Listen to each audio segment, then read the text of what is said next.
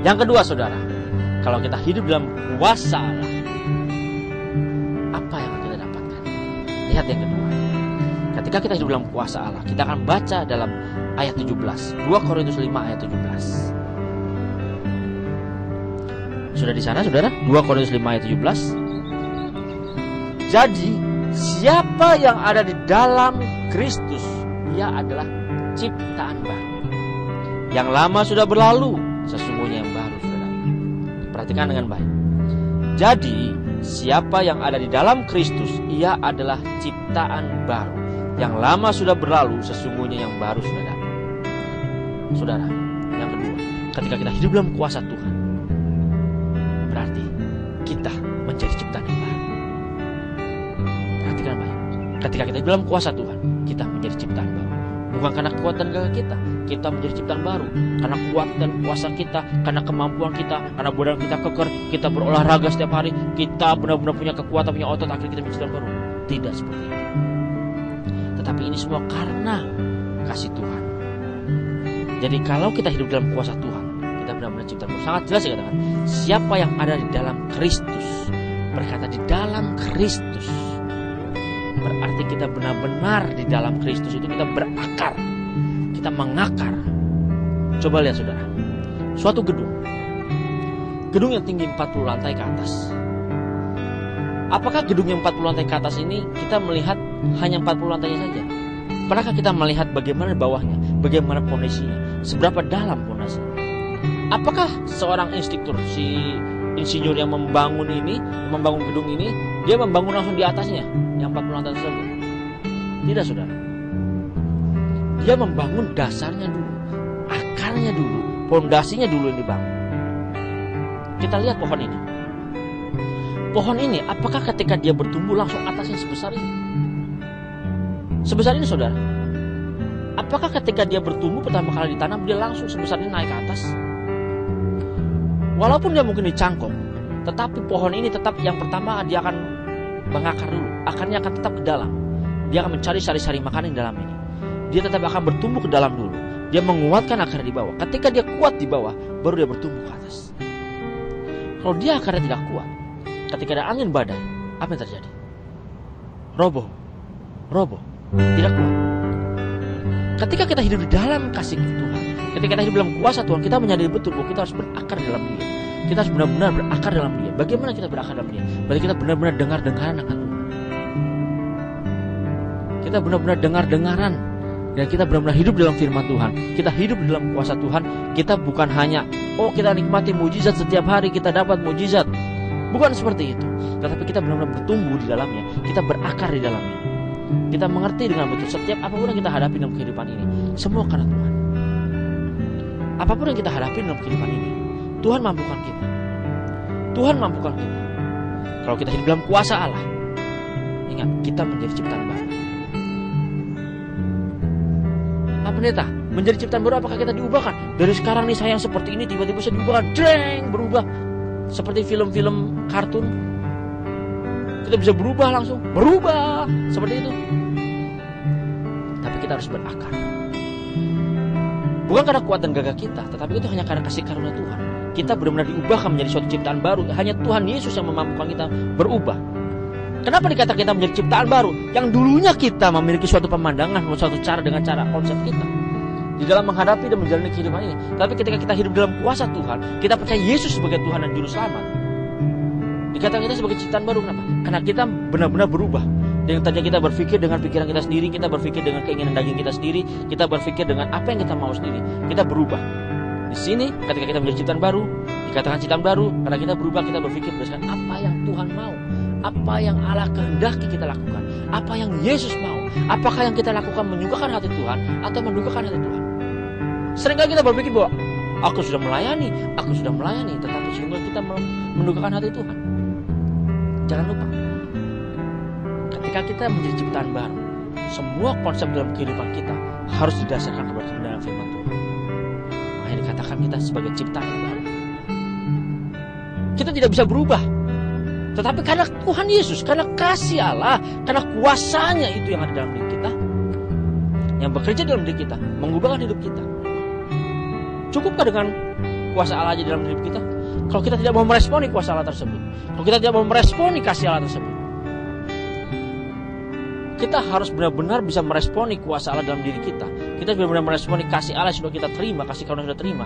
Ketika kita meresponi, berarti kita mau mengikuti apa yang Tuhan mau. Kita akan berubah. Jadi ketika kita benar-benar menjadi ciptaan baru, dikatakan ciptaan baru, kita karena hidup kita benar-benar berakar dalam Kristus, berakar dalam iman kita kepada Kristus, bahwa Yesus memampukan kita menghadapi setiap apapun. Bukan hanya kita berakar. Kalau kita hanya berakar saja ke dalam, terus berakar, tetapi di atasnya tidak bertumbuh, apakah bermanfaat? Kalau pohon ini hanya berakar ke dalam, tapi di atas tidak bertumbuh, apa saudara lihat? Pohon ini bantet, pohon ini tidak bertumbuh. Tetapi kita, ketika kita hidup dalam kuasa Allah, kita bukan cuma berakar, tetapi kita bertumbuh.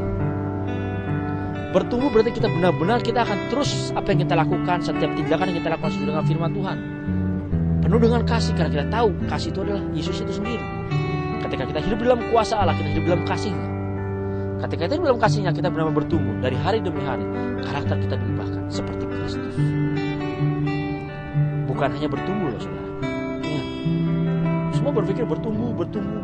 Ya. Bukan hanya bertumbuh, tetapi kita benar-benar akan kuat di dalam iman. Kalau kita sudah berakar, kita bertumbuh, kita akan kuat di dalam iman. Apapun yang kita hadapi, setiap masalah yang kita hadapi, kita akan kuat dalam iman, menghadapi semua itu dengan iman kepada Kristus. Cukupkah berakar, bertumbuh, kuat dalam iman? Masih ada satu lagi. Kita harus berbuah. Kita berbuah bukan karena usaha kita sendiri, tetapi ingat, kuasa Allah yang memampukan kita sehingga kita akhirnya bisa berbuah. Karena tadi kita sudah berakar, kita bertumbuh, dan kita kuat dalam iman kepada Kristus, maka kita akan berbuah. Orang akan melihat dari buahnya apa yang kita lakukan. Kalau dikatakan aku sebagai hamba Tuhan, aku sebagai pendeta, seharusnya kita hidupnya sesuai dengan Tuhan, penuh dengan kasih, tetapi yang dilakukan kita menghakimi orang lain. Apakah seperti itu? Ketika ada jemaat yang sedang sakit, yang sedang susah, kita malah menghakimi dia, kita bukan mendoakan dia. Seperti itu saudara. Mau saudara semuanya dihakimi? Gak mau kan? Mau semuanya dihakimi? Gak kan? Nah, ingat, firman Tuhan sudah jelas dikatakan, kalau kita hidup dalam kuasa Tuhan, kita menjadi ciptaan baru. Nah, ada firman Tuhan dalam 1 Korintus 6 ayat 20 berkata, sebab kamu telah dibeli dan harganya telah lunas dibayar. Karena itu, muliakanlah Allah dengan tubuhmu. Luar biasa firman Tuhan berkata dalam 1 Korintus 6 ayat 20. Sebab kamu telah dibeli dan harganya telah lunas dibayar. Bukan kredit, bukan dicicil. Kamu. Berbicara kamu di sini berarti adalah kalian semua. Saya juga termasuk di dalamnya. Kita semua telah dibeli, bahkan lunas dibayar. Lunas, bukan dicicil, lunas dibayar. Ingat, mic ini atau mimbar ini tadinya ada di toko. Ketika kita beli, kita bayar lunas, barang itu dari toko pindah nggak ke kita? Pindah ya. Mic ini ada dari toko, kita beli, terus berpindah ke kita. Apakah bisa pihak toko tersebut berkata kepada kita, Pak, mic-nya jangan dibawa pulang. Mic-nya tidak bisa dibawa, mic-nya tidak bisa dipakai dulu. Mic-nya harus ada di sini. Bisa seperti itu? Mau nggak kita beli seperti itu? Tidak mau. Ketika sudah kita beli dari toko, mic ini atau mimbar ini dibeli dari toko, kita bawa pulang, berarti sepenuhnya milik kita, bukan? Apakah si toko ini punya hak lagi atas mimbar dan mic ini? Tidak kan? Nah, ingat, hidup kita pun seperti itu. Kita telah dibeli oleh Tuhan Yesus. Kita telah dibeli oleh Allah. Dari yang dulunya kita hidup di dalam kegelapan, di dalam kuasa dosa, di dalam kedagingan kita sendiri, yang kita tidak bisa lepas dari semuanya. Walaupun kita melakukan hukum Taurat, walaupun kita melakukan kebajikan, kita berbuat baik, berusaha untuk berbuat baik, berusaha untuk terlepas dari segala dosa, berusaha terlepas dari kegelapan. Apa yang terjadi? Kita tetap semakin di dalam, tetap semakin tersedot ke dalamnya. Tetapi ketika kita percaya kepada Tuhan Yesus, kita dibebaskan. Kenapa? Karena kita dibeli. Dari kuasa kegelapan kita dibeli. Tuhan Yesus membeli, membayarnya lunas dengan darahnya sendiri. Kita dibeli dan kita dipindahkan dari kegelapan kepada terang yang ajaib. Ketika kita dibeli, bisakah kegelapan itu? Jangan nih, dia menahan kita. Jangan lagi ada bisa dipakai lagi. Jangan lagi bisa digunakan oleh Tuhan Yesus, oleh kuasa Allah. Tetapi dia bisa menggunakan sendiri. Bisakah seperti itu? Tidak bisa, saudara. Kita tetap, setelah dibeli kita bebas dan kita milik Tuhan Yesus semata. Apapun yang kita lakukan, kita harus ikuti siapa yang membeli kita, siapa yang memiliki kita. Yesus yang memiliki kita. Jadi dia yang punya hak atas hidup kita. Apakah kita punya hak lagi untuk menawar sama Tuhan? Seringkali kan kita bertawar-tawaran sama Tuhan. Ketika Tuhan, ayo kamu bangun berdoa. Tuhan, aku ngantuk. Tuhan, kalau bisa jangan sekarang deh Tuhan. Ketika Tuhan bilang, ayo kamu melayani. Tuhan, kalau bisa jangan sekarang deh Tuhan. Kasih tanda lagi deh Tuhan. Sering kan kita menawar sama Tuhan. Padahal seharusnya kita sudah menjadi miliknya. Kita sudah ditebus. Kita dibebaskan. Seharusnya kita sadar bahwa kita ada ciptaan baru. Hanya karena kuasa Allah kita diciptakan baru. Nah, kita menjadi ciptaan yang baru. Kenapa? Kita dibebaskan dari tadinya kita hidup di dalam dosa, kita hidup dalam tidak kebenaran, kita hidup di dalam kegelapan yang tadi terikat dengan keinginan daging kita sendiri, terikat dengan keinginan duniawi ini. Kita hidup berdasarkan aturan-aturan dunia ini, tapi kita dibebaskan, kita menjadi ciptaan baru. Kita hidup di dalam kuasa Tuhan. Kita hidup dalam kasih Allah. Kita hidup berdasarkan keinginan Tuhan. Kita hidup berdasarkan kehendak Allah. Kita hidup dengar-dengaran dengan Tuhan. Dan kita hanya tunduk Dia sebagai perintahnya. Dia yang memerintahkan hidup kita. Apa yang akan kita lakukan? Harusnya kita lakukan. Tetapi ketika kita hidup dalam kuasa Tuhan, kita tahu Dia yang mengkomando kita. Ingat saudara, kalau kita hidup dalam kuasa Tuhan, berarti kita menjadi ciptaan yang baru. Sangat jelas. Ketika kita menjadi ciptaan baru, berarti kita dalam Dia. Kita hidupnya harus mengkarakterkan bagaimana Kristus dalam hidup kita. Ingat loh, kita ini Alkitab yang terbuka. Kita ini Alkitab, semua orang melihat kita. Apa yang kita lakukan ini adalah karakter yang terbuka. Nah, lihat, orang di luar sana, ketika dia tidak mau bertobat, tidak mau mengenal Yesus sebagai Tuhan Yesus, apakah karena kita tidak mau menginjili dia? Apakah karena dia tidak melihat kuasa Tuhan Yesus? Apakah karena dia tidak melihat bagaimana keajaiban yang Tuhan lakukan? Apakah dia tidak melihat bagaimana Tuhan menebus? Bukan seperti itu, saudara. Seringkali kita berkata, dia tidak mau bertobat sih. Dia tidak mempercaya bahwa Yesus sebagai Tuhan dan Juru Selamat. Tetapi sesungguhnya apa yang terjadi? Dia melihat anak-anak Tuhan sendiri bagaimana. Adakah karakter Kristus dalam dirinya? Ingat kisah Mahatma Gandhi. Dikatakan dia hampir Kristen. Berkata hampir Kristen berarti dia sudah percaya. Hampir. Dia sudah melihat dan dia sudah mulai punya keyakinan timbul bahwa dia ingin menjadi seorang Kristen, menjadi murid Yesus. Tetapi tidak terjadi. Kenapa? Karena dia melihat murid-murid Yesus hidupnya tidak ada karakter Kristus di dalamnya. Kalau kita berkata bahwa kita murid Kristus, seharusnya kita hidup penuh kasih. Ada orang menyakiti kita, perlukah kita membalas? Kita disakiti, kita dianiaya, perlukah kita membalas? Seringkali seperti itu. Banyak nih sekarang di dunia sekarang ini kita lihat. Apalagi di dunia Facebook, dunia Twitter, ketika ada yang menghujat, ketika ada yang menghakimi. Kalau kita hidup dalam Kristus sebagai murid Yesus, yang pertama, kita tidak mungkin menghujat orang lain. Kita tidak harus menghakimi orang lain. Kita tidak harus membalas. Bukan cuma kita menghakimi orang lain, bukan cuma kita menghujat orang lain, tetapi kita tidak membalas setiap penghakiman dari orang lain. Kita tidak punya hak untuk membalas. Hanya Yesus yang punya hak untuk membalas. Karena kita sudah dibeli, kita dibebaskan, kita ciptaan baru milik Yesus. Kita tidak punya hak untuk membalas. Kita tidak punya hak untuk menghakimi. Orang lain menghujat kita, tapi kita tetap berikan dengan kasih. Bagaimana bisa, Pak? Sakit hati rasanya. Orang saya tidak melakukan, tapi saya dituduh melakukan. Saya dihakimi, saya difitnah, saya dihujat. Ingat, ketika kita hidup dalam kuasa Tuhan, kuasa Allah itu yang memampukan kita. Karena kita adalah ciptaan baru. Sebagai ciptaan baru, yang lama sudah ditinggalkan. Dan kita hidup dengan aturan-aturan yang baru, prosedur-prosedur yang baru, cara hidup yang baru, cara hidup sebagai warga kerajaan surga. Ingat, bukan karena kuatan gagah kita loh, bukan karena kita melakukan kebaikan, kita melakukan hukum Taurat, bukan. Tetapi ini semua karena kuasa Allah, ini semua karena kuasa Tuhan. Sadari betul, kalau kita menyadari bahwa kita menjadi ciptaan baru bukan karena kuatan gagah kita berpuasa setiap hari gitu, 40 hari 40 malam kita berpuasa, atau 3 bulan kita berpuasa supaya kita benar-benar menjadi ciptaan baru. Saya jamin, tidak semua orang bisa melakukan itu. Dan saya jamin, Anda bukan menjadi ciptaan baru. Anda memaksakan diri Anda sendiri supaya menjadi ciptaan yang baru. Ingat baik. Kita menjadi ciptaan baru itu karena kuasa Allah. Dunia ini semakin lama semakin jahat, semakin lama semakin hancur. Tetapi kita menjadi ciptaan baru, kita diubahkan. Karena siapa? Karena kasih Allah. Karena kasih Allah kita diubahkan menjadi ciptaan baru. Sebagai ciptaan baru, berarti kita harus hidupnya dengan cara yang baru. Kita harus hidupnya dengan pola pikir yang baru. Kita harus hidupnya dengan paradigma yang baru. Kita harus hidupnya dengan prosedur-prosedur yang baru. Prosedur seperti apa yang baru itu? Cara berpikir seperti apa yang baru itu? Paradigma seperti apakah yang baru itu? Paradigma, cara berpikir, semua aturan-aturan hidup yang baru itu adalah aturan-aturan kerajaan surga. Karena kita diciptakan menjadi ciptaan baru, kita sebagai warga kerajaan surga, kita harus hidup sesuai dengan peraturan kerajaan surga. Bukan peraturan kita sendiri.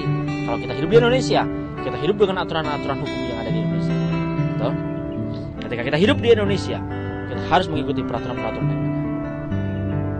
Ketika kita hidup di negara Singapura, kita harus hidup berdasarkan peraturan-peraturan hukum yang ada di negara Singapura. Sadar, ketika kita dipindahkan dari gelap kepada terang, kita menjadi ciptaan baru karena kuasa Tuhan. Hidup kita pun harus tunduk kepada kuasa-kuasa Tuhan. Hidup kita pun harus berdasarkan aturan-aturan dan prosedur yang baru. Karena kasih karunia Tuhan kita diubahkan menjadi ciptaan yang baru. Dalam Yohanes 15 ayat 4 dikatakan, tinggallah di dalam aku dan aku di dalam kamu, seperti ranting tidak dapat berbuah dari dirinya sendiri. Kalau ia tidak tinggal pada pokok anggur, demikian juga kamu tidak berbuah. Jikalau kamu tidak tinggal di dalam aku. Ingat, seperti pokok anggur, dia perlu melekat, maka dia akan berbuah. Kalau kita sebagai ciptaan baru, kita sadar betul bahwa kita seorang ciptaan baru. Karena kuasa Allah kita ciptaan baru, kita tinggal dalam dia, kita melekat kepada Yesus. Maka hidup kita pun, kita menyadari kita menerima kasih karunia sedemikian rupa dan sedemikian besar setiap hari dari waktu ke waktu. Maka hidup kita pun dari waktu ke waktu kita menyadari betul kasih karunia tersebut. Maka kita akan meresponi. Bagaimana meresponi? Apakah cukup haleluya, puji Tuhan, terima kasih buat kasih karunia-Mu. Terima kasih karunia Tuhan luar biasa besarnya. Kasih karunia Tuhan luar biasa dahsyatnya, luar biasa hebatnya kita terima. Apakah cukup seperti itu? Tidak. Tetapi ketika kita meresponi kasih karunia tersebut, kita meresponi hidup kita, bagaimana kita bersosialisasi dengan orang lain, bagaimana kita menilai orang lain, bagaimana kita bersosialisasi, berfellowship dengan yang lainnya. Kita sebagai ciptaan baru, ketika kita menghadapi segala tantangan-tantangan di dalam dunia ini, tantangan-tantangan dalam bisnis, tantangan-tantangan dalam kehidupan, tantangan-tantangan dalam studi, tantangan-tantangan dalam pekerjaan, kita sadari betul kita ada ciptaan baru karena kasih karunia Tuhan. Maka kita akan merespon itu semua karena kasih karunia Tuhan. Apakah seenaknya saja? Sebagai ciptaan baru kita masih sering kali nih, aku kan sudah ciptaan baru, tidur pun kita diberkati. Ada kan? Kamu bekerja malas, tidur saja terus. Merasa bahwa tidur pun diberkati. Seperti itu. Saya katakan, seharusnya tidak sedemikian. Ketika kita menyadari bahwa kita hidup dalam kasih karunia Tuhan, seharusnya kita hidup benar-benar meresponi kasih karunia Tuhan. Bukan kita hanya mengucap syukur, tetapi ucapan syukur itu harus ditindakkan, harus direalisasikan di dalam perbuatan kita, di dalam sikap hidup kita, di dalam sikap hati kita. Contohnya, tadinya kita tidak bekerja. Kita tidak bekerja, kita berdoa, Tuhan, aku butuh pekerjaan. Tuhan, aku butuh pekerjaan. Tuhan, tolong buka supaya aku bisa mendapatkan pekerjaan yang baik, yang gaji yang lumayan besar. Ketika Tuhan berikan dan berkati kita menerima kasih karunia Tuhan yang luar biasa. Kita hidup mendapatkan pekerjaan yang luar biasa. Pekerjaan dengan posisi yang baik sebagai seorang manajer, dengan posisi yang sangat tinggi lumayan. Terus kita mau senang saja, kita berkata bahwa saya mendapatkan pekerjaan ini semua karena Tuhan, karena kasih karunia Tuhan. Kita diberkati karena kasih karunia Tuhan, makanya kita mendapatkan pekerjaan ini dengan posisi yang baik. Lalu kita enak-enak aja, kita berdoa saja sama Tuhan, kita mengucap syukur saja sama Tuhan bahwa apapun yang terjadi dalam pekerjaan ini, apapun yang terjadi dalam usaha kita, apapun yang terjadi dalam pekerjaan kita, itu Tuhan akan campur tangan. Jadi kita cukup berdoa saja, cukup tenang saja, cukup duduk di belakang meja melipat tangan. Cukup dengan ketika ada pekerjaan kita tumpang tangan saja tanpa kita kerjakan. Kita percaya kita tumpang tangan, pasti semuanya beres. Ketika kita tumpang tangan, kita berdoa dalam nama Tuhan Yesus, segala pekerjaan kita berhasil. Tetapi kita tidak mau melakukan, apakah kita bisa berhasil? Nah, ingat, ketika kita lakukan itu, justru itu mempermalukan Tuhan. Kenapa? Apakah salah? Ketika kita mau bekerja, kita tumpang tangan. Bukan tumpang tangannya, bukan berdoanya, berserah kepada Tuhannya yang salah. Itu benar, harus kita lakukan. Tetapi bagaimana tanggung jawab kita? Sebagai ciptaan yang baru, yang menyadari betul kasih karunia Tuhan, kita sadar tadinya kita tidak bekerja. Ketika kita mendapatkan pekerjaan tersebut karena kasih karunia Tuhan, ingat, karena kasih karunia Tuhan, kita mendapatkan pekerjaan tersebut. Seharusnya kita meresponi pekerjaan kita dengan kita bekerja lebih sungguh lagi. Kuasa Allah akan memampukan kita melakukan itu. Kalau kita ngikutin daging kita nggak akan mampu. Tetapi kuasa Allah yang memampukan kita akan bekerja lebih giat, bekerja lebih rajin. Kenapa? Kita sadar betul kasih karunia Tuhan luar biasa. Dan ini menjadi tanggung jawab kita. Semakin kita giat lagi di dalamnya, kuasa Allah dan kasih karunia Allah itu memampukan kita lebih giat lagi bekerja di dalamnya, lebih ulet lagi di dalamnya. Sehingga kita benar-benar melihat kasih karunia Tuhan yang lebih besar lagi. Bukan hidup semaunya sendiri, merasa bahwa lagi tidur kita diberkati, tetapi tidak seperti itu. Ingat, kita hidup dalam kuasa Tuhan, maka kita akan diubahkan menjadi ciptaan yang baru. Bukan karena kuat dan gagah kita, tetapi karena kuasa Tuhan. Kasih karunia Tuhan yang mengubahkan kita menjadi ciptaan baru. Kalau kita menyadari betul kita sebagai ciptaan yang baru, kita menyadari betul kasih karunia Tuhan yang luar biasa, besarnya buat kehidupan kita. Kita harus merespon dengan luar biasa pula kasih karunia tersebut. Bagaimana meresponnya? Kita harus hidup bersyukur, bukan hanya dari mulut, tetapi dari tindakan kita, dari sikap kita. Respon hidup kita, respon hati kita kepada semua yang kita terima dalam pekerjaan. Yang tadinya kita tidak bekerja, kita mendapat pekerjaan, kita bekerja lebih rajin. Itu yang selalu terjadi. Ketika kita sakit, kita disembuhkan. Ketika kita sembuh, kita akan menjaga tubuh kita, dan kita akan bersyukur sama Tuhan, dan kita akan melakukan apa? Ketika ada orang sakit, kita datangi dan kita layani. Kita berikan kekuatan, kita berikan kemampuan, kita berikan suatu motivasi kepada dia supaya dia benar-benar yakin. Ketika dia sakit, kita berikan suatu masukan, kita berikan suatu firman Tuhan supaya dia benar-benar yakin bahwa mujizat itu tetap ada. Dengan dia yakin betul bahwa di dalam kuasa Tuhan, dia akan diubahkan. Yang dulunya sakit, yang dulunya hidup sakit-sakitan, yang dulunya hidup di dalam kelemahan tubuh, yang dulunya hidupnya tidak mengalami kesusahan, tetapi ketika dia mengalami ciptaan baru, dia sadar betul apapun yang dilakukan semua karena kasih karunia Tuhan. Dia menyadari betul ketika dulu sakit, sekarang dia sembuh. Dia akan mengucap syukur di dalam kehidupan sehari-hari, dalam hidupnya, di dalam sikap hatinya, di dalam karakternya, di dalam perbuatan. Karakternya itu sangat penting. Karakter setiap manusia, ketika dia menyadari betul kasih karunia Tuhan, maka karakter itu akan diubahkan oleh kuasa Allah. Ketika dia meresponinya, dia sadar betul, karakter itu akan menunjukkan siapa dalam diri kita. Ketika kita sadar betul kita hidup dalam kuasa Tuhan, lihat, kita menjadi ciptaan baru. Bukan karena kuatan gagah kita, tetapi karena kuasa Tuhan.